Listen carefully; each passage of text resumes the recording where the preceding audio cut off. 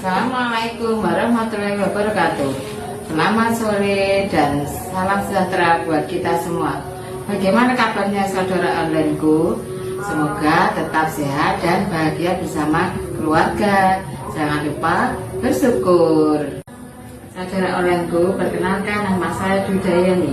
Saya bekerja sebagai penyuluh KT dan sekretaris Koja 2 Kecamatan Madiun. Tema vlog saya kali ini investasi saham tingkatkan income. Saudara onlineku, investasi itu ada 4. 1 itu emas, 2 saham, 3 obligasi, 4 deposito. Pada kesempatan ini saya akan membahas masalah saham. Saudara onlineku, sebelum kita menjelaskan bagaimana transaksi investasi saham, saya akan menjelaskan pengertian saham. Saham adalah bukti kepemilikan suatu perusahaan. Saudara onlineku, sebelum kita transaksi jual beli saham, kita harus download aplikasi. Bisa iPod, bisa Bibit, ataupun bisa Ajaib. Masing-masing operator mempunyai bank sendiri-sendiri.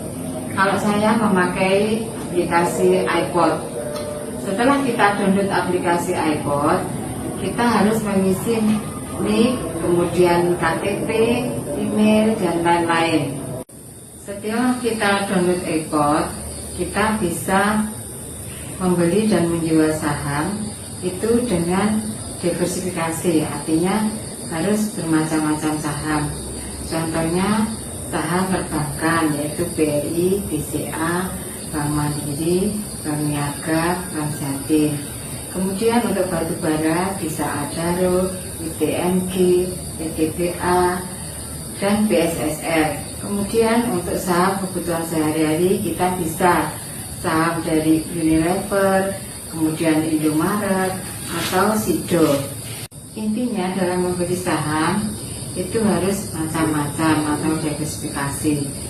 Karena kalau kita naruh telur di dalam satu keranjang, nanti kalau pecah satu akan pecah semua. Jadi kalau kita macam-macam saham yang kita beli, kalau sahamnya satu rugi, yang satunya bisa untung. Investasi saham ini bisa dengan modal 300 atau 500 ribu ataupun 1 juta ataupun lebih dari itu. Dengan investasi saham kita mendapat 2 keuntungan. 1, kita akan mendapat dividen, yaitu laba dari perusahaan tersebut. Yang kedua, kita akan mendapat capital gain atau kenaikan daripada harga saham tersebut. Apabila kita menerima dividen, dividennya akan kita belikan saham lagi. Jadi akan kita gulung selama 2 tahun, 3 tahun, ataupun 5 tahun. Nanti setelah 5 tahun kita akan mendapatkan passive income. Jadi tanpa kita bekerja, uang bekerja untuk kita, sehingga kita akan mendapatkan pendapatan ataupun tambahan pendapatan keluarga.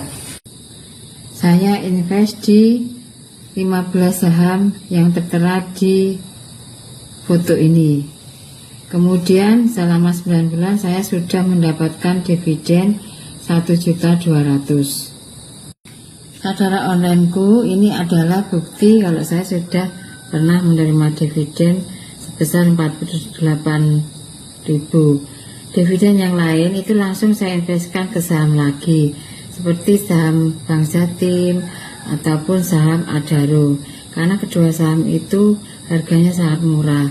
Cara untuk mentransfer uang dari RDN ke rekening kita pencet menu ini, kemudian kita pilih transfer atau withdrawal.